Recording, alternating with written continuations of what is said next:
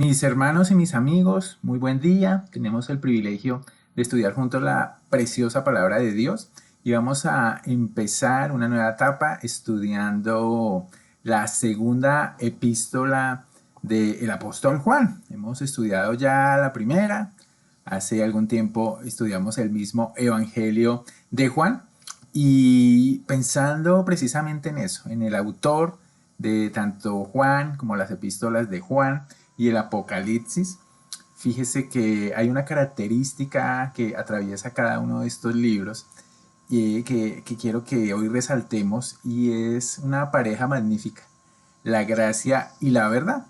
Y recordemos un poquito el propósito de cada uno de estos libros.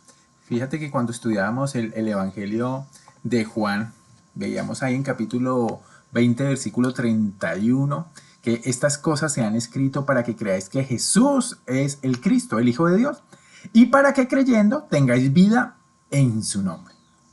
Y mis hermanos, el Evangelio de Juan nos describe las características de ese precioso Jesús que ha venido a revelar al Padre, pero dentro de toda la gama, dentro de todos los matices de cosas hermosas que se nos habla de Jesucristo, cada una de ellas las podíamos compactar o resumir en dos cosas. Así lo hace Juan al principio de su Evangelio, en el capítulo 1, versículo 14. Y aquel verbo fue hecho carne y habitó entre nosotros y vimos su gloria, gloria como del unigénito del Padre, lleno de ¿qué? Lleno de gracia y de verdad. Y estas dos palabras, gracia y verdad, van a ser características de cada uno de los libros del apóstol. Aquí nos dice pues que solo Cristo era 100% gracia y solo Cristo era 100% verdad. Y mis hermanos, cada uno de los creyentes vamos en ese camino de ser gracia y de ser verdad en medio de lo que el Señor nos ha puesto. Claro, es un equilibrio perfecto entre la gracia, la misericordia, el amor y la misma verdad. Y esta hermosa pareja aparece pues a lo largo de tanto el Nuevo como el Antiguo Testamento, describiendo primeramente a Dios. Es muy probable que Juan estaba haciendo referencia a términos hebreos del Antiguo Testamento. Por allá en Éxodo 34:6 nos dice Moisés que, y pasando Jehová por delante de él, proclamó: Jehová, Jehová, fuerte, misericordioso y piadoso, tardo para la ira y grande en misericordia y verdad. Lo que está haciendo Moisés es observar esos atributos preciosos de Dios que desde el Antiguo Testamento se están manifestando y que se hicieron claramente visibles a través de ¿quién? A través de Jesucristo, su Hijo, en su propia vida, en su propio andar. Usted puede tal vez capítulo por capítulo del Evangelio de Juan ver la gracia manifestada, el amor, la compasión de Jesús, pero ver también su compromiso con la verdad. Ahí en el capítulo 2 recuerde que el Señor empieza disfrutando y deleitándose en una fiesta, en una boda, y su madre le pide que les ayude porque se les ha acabado el vino. Y el Señor en su gran amor provee, da provisión de vino en aquella fiesta. Pero en ese mismo capítulo, fíjate que hay un contraste entre la gracia y la verdad que el Señor nunca negoció. Y es cuando Él limpia y echa a los mercaderes del templo de ese lugar donde la presencia de Dios se manifestaba. Y a lo largo de todo el Evangelio de Juan podemos ver esa relación. Acabamos de estudiar la primera epístola de Juan y mis hermanos, vamos a ver cosas muy parecidas. Fíjate el propósito de Juan que habíamos estudiado en primera de Juan 5:13. Estas cosas os estoy escribiendo a los que creéis en el nombre del Hijo de Dios para que sepáis que tenéis vida eterna. Recuerde que el Evangelio de Juan tiene un propósito en que cada uno de nosotros crezca, pero primera de Juan, que está en un contexto diferente, que está en el contexto de falsos maestros que estaban tratando de introducir sus ideologías, sus huecas sutilezas, sus filosofías dentro de la iglesia y estaban haciendo dudar a muchos cómo responder a ellos. Es lo que hace Juan en su primera epístola. Él quiere que ellos tengan la certeza de que tienen vida eterna. Porque la gran pregunta que se podían hacer los hermanos de las iglesias a las que Juan escribe es: ¿cómo puedo tener certeza de mi salvación. Y lo que nos va a repetir Juan precisamente es que hay que permanecer en el amor y que hay que permanecer en la verdad, y la verdad es Cristo mismo. Usted recuerde capítulo 1, dice que hay que hablar la verdad, que no hay que mentir, y esa verdad se confiesa, no a la mentira, sí a la verdad. En el capítulo 2 nos habla de que el que permanece en el amor de Dios puede tener certeza de que hay de verdad vida en su propio corazón. Primera de Juan 2:9, por ejemplo, dice: el que dice que está en la luz y aborrece a su hermano está todavía en tinieblas. Y el mismo versículo 22 de ese mismo capítulo: ¿quién es el mentiroso sino el que niega que Jesús es el Cristo? Un compromiso con la verdad. Este es el anticristo, el que niega al Padre y al Hijo. En el capítulo 3 usted puede seguir, y lo hacíamos hace algunas semanas, seguir escarbando en la preciosa palabra de Dios. Y nos habla, por ejemplo, en 3:11, porque este es el mensaje que habéis oído desde el principio, que nos amemos unos a otros. Ahí está la gracia comprometida, la compasión, el amor. Y en primera de Juan 3:23, unos versículos más adelante: y este es su mandamiento, que creamos en el nombre de su Hijo Jesucristo y nos amemos unos a otros como Él nos ha mandado. De nuevo, que la gracia de amarnos unos a otros va de la mano, es el producto de ¿qué? De un compromiso, de una convicción en la verdad, de los que creemos en el nombre de su Hijo Jesucristo. Veamos en el capítulo 4 el llamado de Juan a tener un discernimiento. No creáis a todo espíritu, sino probar los espíritus. Probar los espíritus hablando de pruebe si lo que dicen las personas es concordante con la verdad de la palabra de Dios, con lo enseñado en ese momento en que el Nuevo Testamento no había cerrado su canon, con lo enseñado por los apóstoles, por esos hombres comisionados por el Señor. ¿Por qué? Porque muchos falsos maestros han salido por el mundo.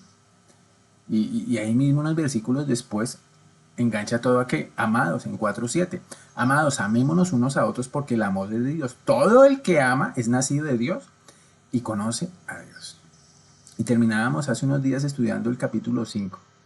Todo aquel que cree que Jesús es el Cristo, empieza diciendo este capítulo, es nacido de Dios. Fíjate la verdad.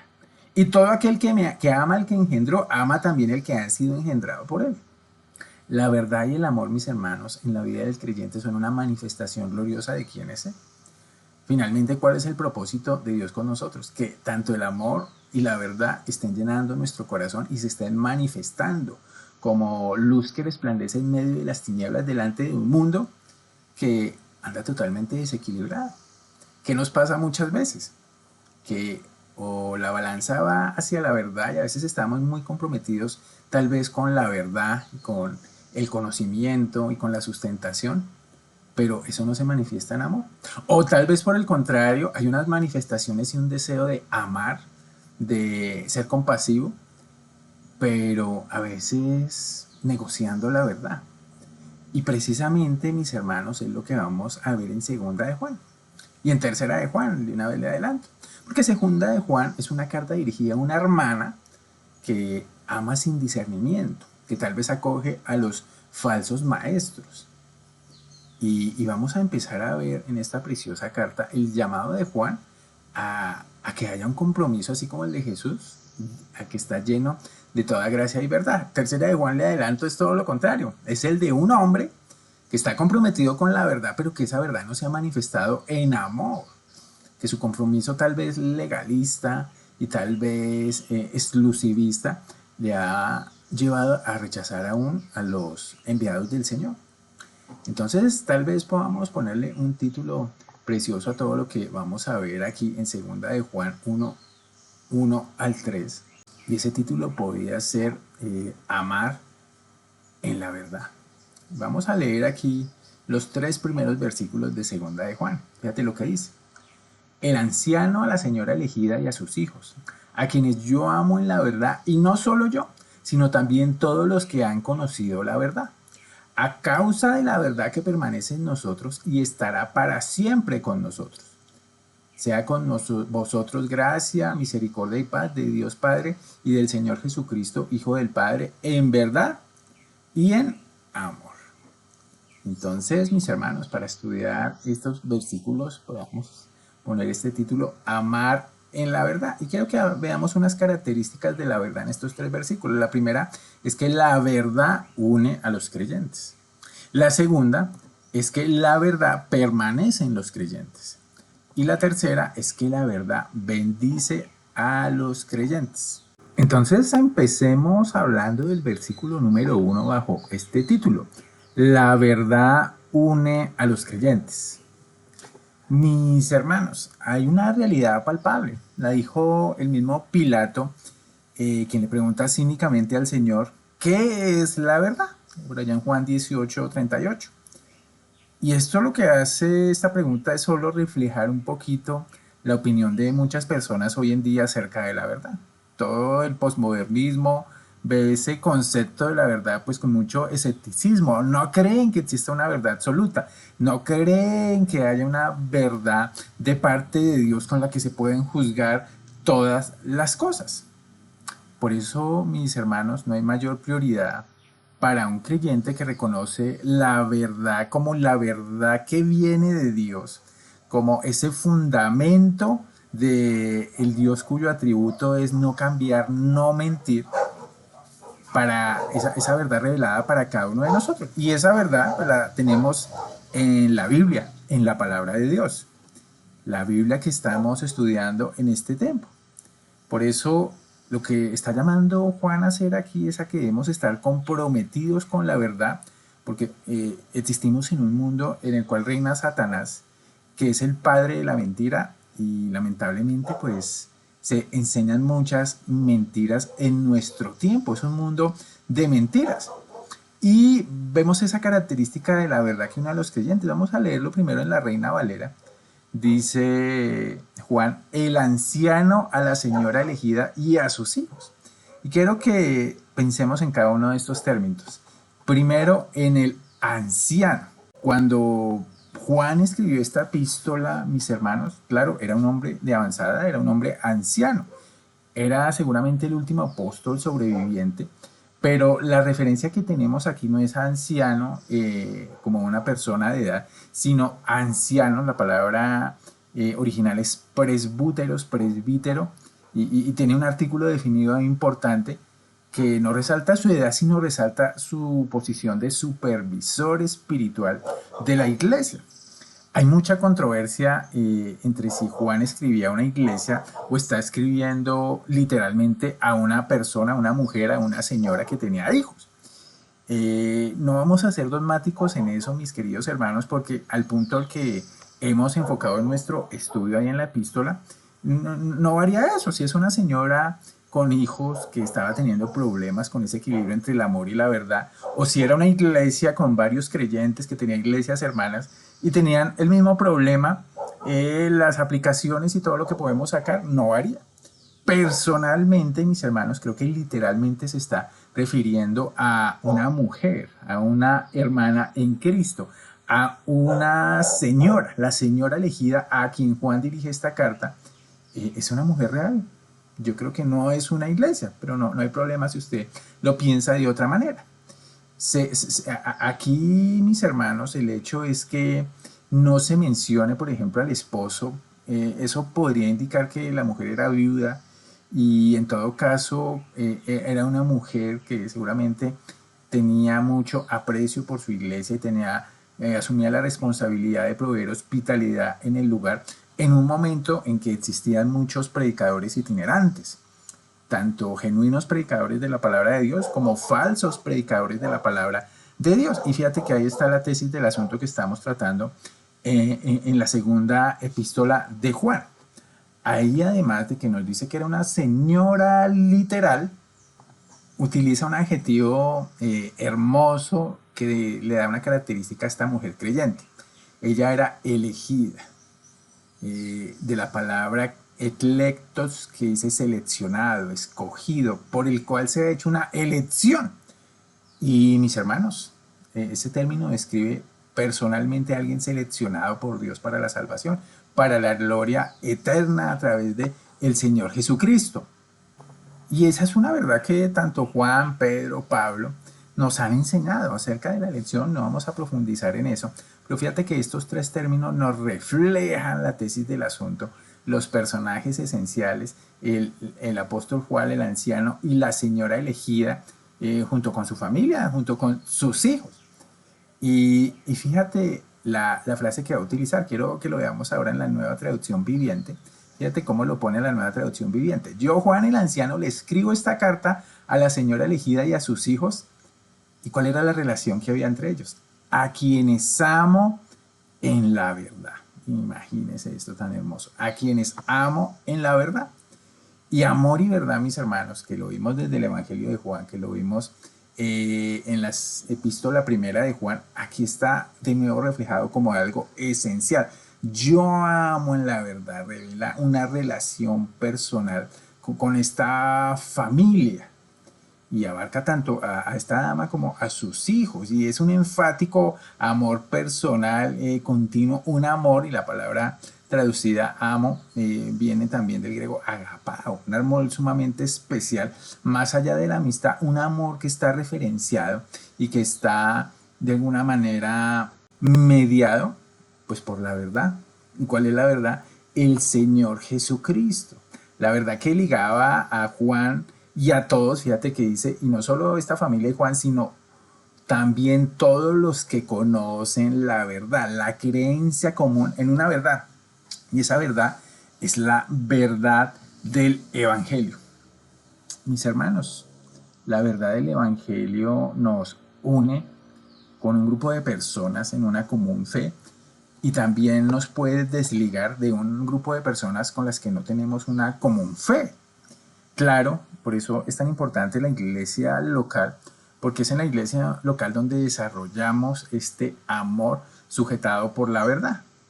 Todos creo que amamos a los hermanos por allá en Japón, en China, en la India, en Francia, pero mis hermanos, es un amor diferente el que tenemos por nuestra iglesia local, por cada uno en su iglesia local donde el Señor los ha colocado, porque es allí donde nos conocemos y donde conocemos también qué piensa y cómo se refleja ese pensamiento en su obediencia o en las características de su vida en cada persona. Por eso el llamado aquí de Juan es a amar en la verdad de Cristo mismo. Y por eso el ejercicio del amor, de la manifestación del amor con cualquier persona, con un creyente cercano, es un ejercicio de manifestar la verdad del amor. Lo leíamos en primera de Juan 5:1 hace unos minutos. Todo aquel que cree que Jesús es el Cristo, la verdad fundamental de la hermoso evangelio cristiano es que todo aquel que cree que Jesús es el Cristo es nacido de Dios. Y todo aquel que ama al que engendró, ama también al que ha sido engendrado por él. Hay una relación específica del pueblo con el Señor Jesucristo, y por eso no podemos tener, mis hermanos, verdadera comunión con quienes han rechazado la verdad del evangelio, con quienes han rechazado la verdad de que Cristo es Dios, con quienes han rechazado la verdad de que Él es el único camino, la única verdad y la única vida. No hay comunión entre nosotros y esas personas, porque el llamado de la Escritura es a un amor fraternal no fingido. Y la Escritura pues requiere que creamos en la verdad, y es muy importante, mis hermanos, no negociar la verdad en nuestras propias relaciones de amor. ¿A quiénes es que dedicamos, mis hermanos, nuestro tiempo? ¿A quienes tal vez amamos a través de nuestros recursos? A las personas, a los creyentes que conocemos, que sabemos lo que piensan y que podemos decir, tengo comunión con esta persona. Muchas veces, claro, conocemos creyentes de otras congregaciones, conocemos personas de otras congregaciones y está muy bien, pero fíjate que los vínculos de amor a través de esas personas no crecen esos lazos hasta que conocemos a la persona, y esa persona podemos ver las evidencias de que hay una creencia correcta de quién es Jesús. Y en esa medida esos lazos se van haciendo cada vez más estrechos. Por eso Juan aquí hace una vinculación, mis hermanos, del amor y de la verdad, y que van absolutamente de la mano en todo momento. Y no podemos minimizar, mis hermanos, la verdad en nombre del amor, y no podemos minimizar tampoco el amor en nombre de la verdad. y muchas veces la mejor demostración de amor que podemos dar. Y cada caso, claro, es sumamente diferente. Pero el ejemplo de Cristo es bastante claro. Al principio yo le hablaba un poco de cómo el Señor mostraba su amor en el Evangelio de Juan, pero siempre de la mano de la verdad. Vimos apenas un ejemplo en el capítulo 2, pero por ejemplo, en el capítulo 3, que empieza con un llamado, por ejemplo, a Nicodemo, recuerden, a nacer de nuevo. Te es necesario nacer de nuevo, Nicodemo. Y ahí está el versículo hermoso de que de tal manera amó a Dios al mundo que ha dado a su Hijo unigénito para que todo aquel que en él cree no se pierda, mas tenga vida eterna. ¿Y que mostramos ahí de parte del Señor? El amor de Dios, el amor grande de Dios. Pero ese mismo capítulo termina en Juan 3:36 diciendo, finalmente, el que cree en el Hijo tiene la vida eterna. Amén por eso. Pero el que se rehúsa a creer en el Hijo no verá la vida, sino que la ira de Dios está sobre él. Y claro, hay un camino de amor, pero hay un camino también de verdad, y a veces la verdad es bastante dura, como en este caso. A la samaritana, mis hermanos, que el Señor llamó y le dijo que si ella quería, capítulo 4, quería calmar su sed, él también tuvo que confrontarla con que la salvación viene solo a través de un judío, el Señor Jesucristo. No es en el monte Gerizim, como la samaritana en su teología lo tenía en mente. No, la salvación viene de los judíos. Y usted puede ver en cada capítulo, si quiere podemos pensar en el capítulo número 6, donde el Señor demuestra a través de un milagro la multiplicación de los panes y los peces para 5,000 hombres. Pero al final el Señor los confronta con que el que quiera seguirlo a Él tiene que comer su sangre y su carne, y muchos desde ese día lo abandonaron. Los discípulos también fueron confrontados. Y el Señor les dice, ¿ustedes también se quieren ir? Fíjense lo que significa seguirme a mí. Por la gracia del Señor, Pedro en nombre de ellos dijo, Señor, ¿a quién iremos? Solo tú tienes palabras de vida eterna. Entonces, fíjate que Pedro se compromete con una verdad espléndida y una verdad que les trajo unión. Ellos empezaron a decir, Jesús es Dios, Jesús es el único Salvador, Jesús tiene que morir en la cruz, que para ellos era difícil aceptarlo, y el Señor los reprendió duramente por no aceptar esas verdades que venían de Dios. La verdad los unió. La mentira, mis hermanos, por ejemplo, de parte de Judas en su traición, lo hizo quedar fuera de esa unión. Y aquí el llamado para la señora elegida es precisamente ese, a tener un discernimiento a través de la verdad. Por eso el Señor nos ha dejado todas las cosas, estudiamos en segunda de Pedro, esenciales, fundamentales, todas las herramientas, todos los recursos. Pero también nos anima Pedro a que usted tiene que ir y tomar los recursos para reconocer la verdad y añadir a su fe virtud, y a su virtud conocimiento, y al conocimiento dominio propio. Cada una de esas fases, claro, son su responsabilidad, pero todas vienen por la gracia del Señor. Por eso Pablo dice, bueno, yo he trabajado mucho más que estos, pero no yo, sino la gracia de Dios en mí. Es la gracia la que está quedando unidad, aún a través de nosotros y de nuestra responsabilidad. Pero al final de cuentas, el glorificado siempre va a ser el Señor. Entonces después, mis hermanos, para que lo pensemos, después de ver esta verdad, que la verdad es la que nos une con los creyentes, pero la verdad también es la que al mismo tiempo crea una barrera con los que no creen lo que estamos haciendo. Por eso no nos conformamos con otros grupos que dicen ser cristianos, pero por ejemplo no creen en Jesús como Dios, o no creen en la realidad de la Trinidad, o no creen en la realidad de la salvación solo por la fe, que podemos decir no tenemos comunión con ellos. Vamos a ver en el siguiente versículo otra cosa más también importante sobre la verdad. Y es que la verdad permanece en los creyentes. Este es nuestro segundo punto. Los versículos número 2 dice, a causa de la verdad que permanece en nosotros. Y fíjese que ese apasionado compromiso con la verdad produjo que Juan escribiera esa carta. Su preocupación era que pues esta señora cristiana a quien se dirige pudiera comprometer la verdad en nombre del amor, en nombre de la hospitalidad, en nombre de la compasión. Y ahí tenía que tener mucho cuidado esa mujer, porque como les decía a mis hermanos, no se puede manifestar el amor, no se puede expresar la verdad del amor si no se tiene un compromiso con la palabra de Dios. con lo que nos dice la palabra de Dios. Y ese era el mensaje para esta mujer. Fíjese que estas palabras permanecer y estará, que tenemos ahí subrayadas, y en la Nueva Traducción Viviente dice, porque la verdad vive en nosotros y estará con nosotros para siempre, no nos deja otra cosa que pensar, sino también en el Espíritu Santo, el Espíritu Santo de verdad.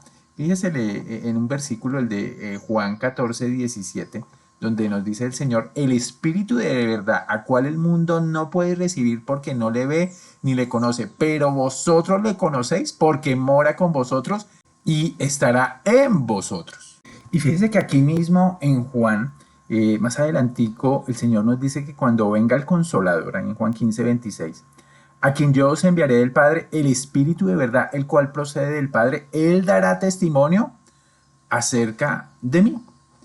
Entonces, mis hermanos, la verdad permanece en cada uno de los creyentes que hemos recibido al Espíritu Santo como el dador de la verdad, el que nos guía a toda verdad, el que nos ilumina a toda verdad. Y de esa manera, como el Espíritu permanece en nosotros, de esa manera mora la verdad en nosotros. Y a causa de esto, pues hemos visto ya que hay unión entre los creyentes, por lo que el Espíritu nos enseña a cada uno de nosotros. Nosotros habíamos también estudiado en la primera epístola de Juan, en Juan 2, 20, 21, nos decía así, pero ustedes no son así porque el Santo les ha dado su Espíritu y todos ustedes conocen la verdad. Es solo el Espíritu el que revela la verdad. Así que les escribo no porque no conozcan la verdad, sino porque conocen la diferencia entre la verdad y la mentira. Y hablábamos hace un momento acerca de la capacidad del creyente de discernir, la capacidad del creyente de establecer límites y diferencia entre aparentemente dos postulados diferentes, en el que solo uno es verdad.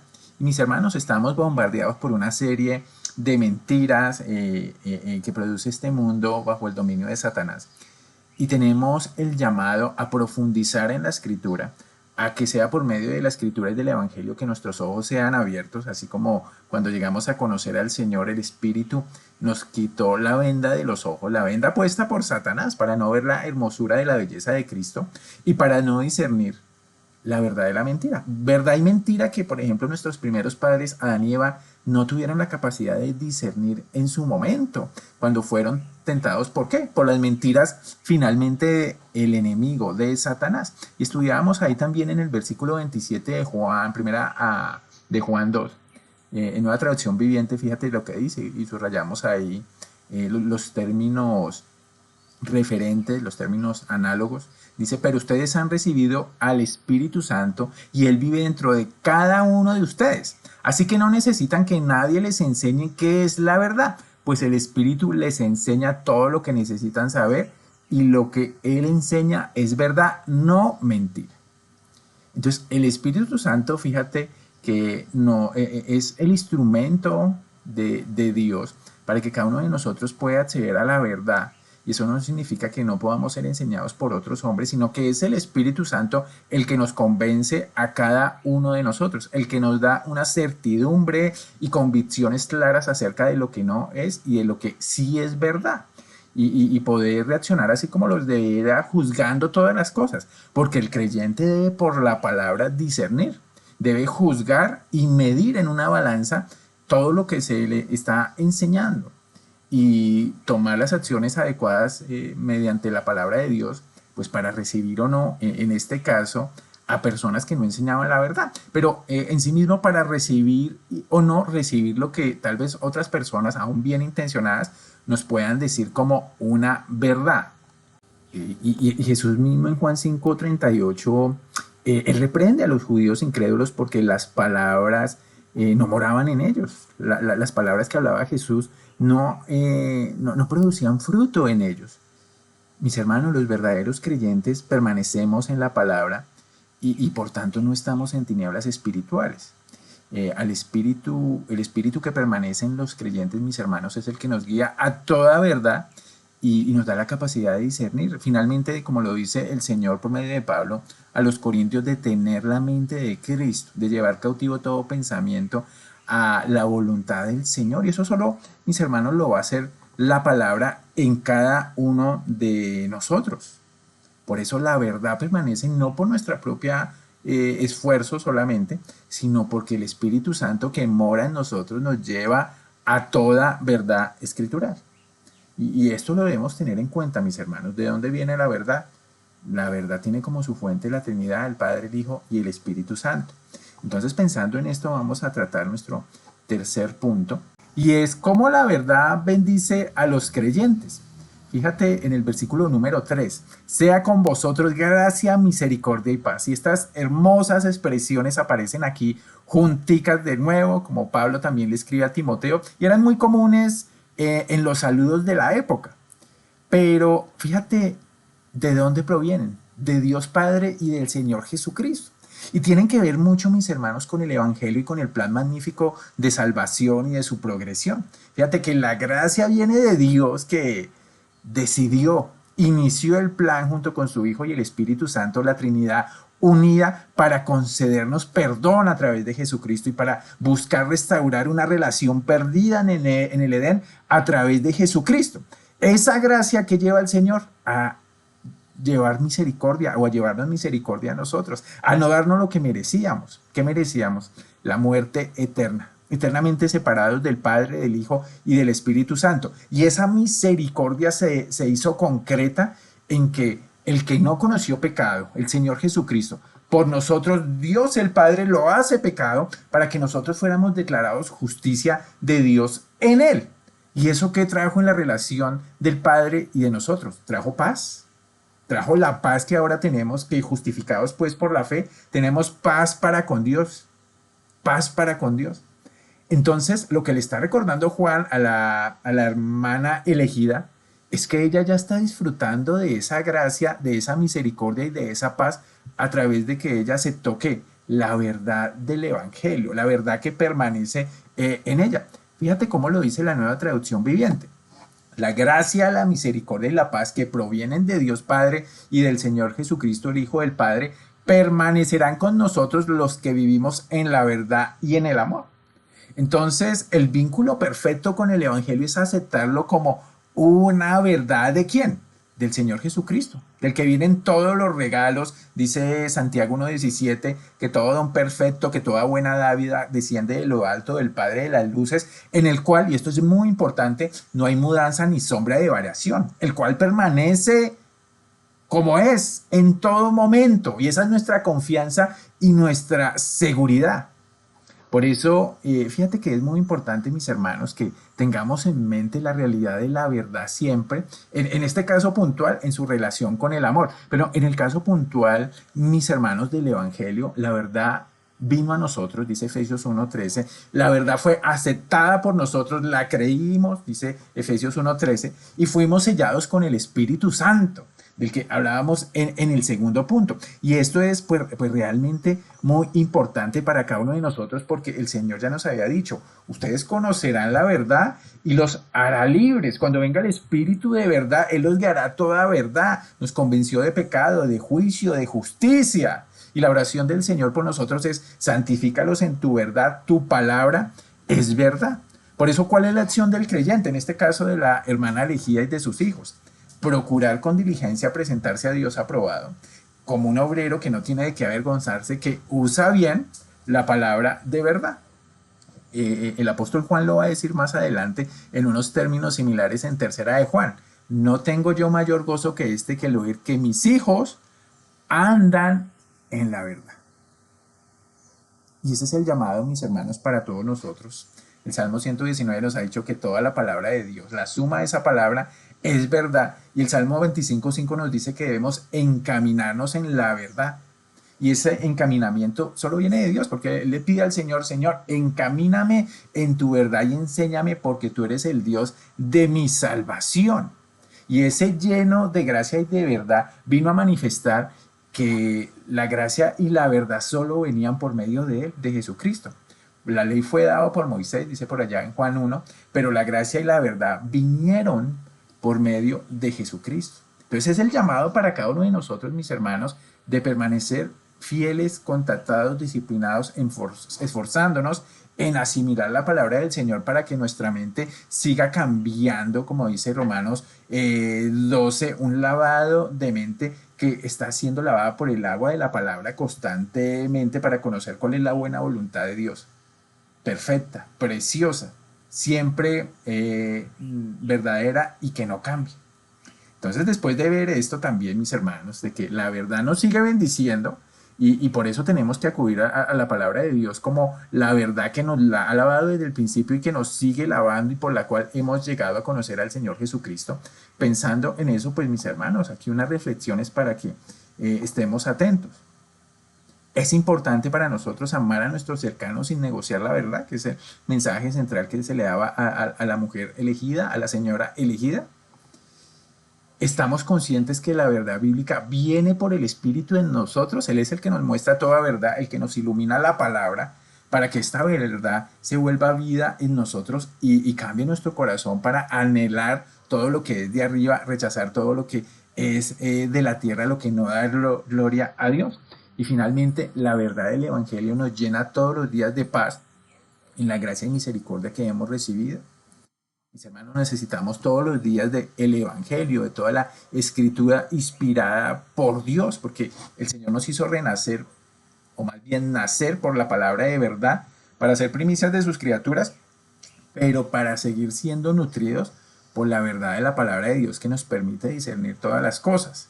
Cómo tratamos y cómo amamos a nuestros hijos, a nuestra esposa, a nuestro esposo, a nuestros hermanos en Cristo a través de la verdad, no a través solamente de nuestras emociones y sentimientos y a través de lo que podemos pensar que es bueno para ellos, porque amar a un hijo significa amarlo según la verdad del Señor Jesucristo.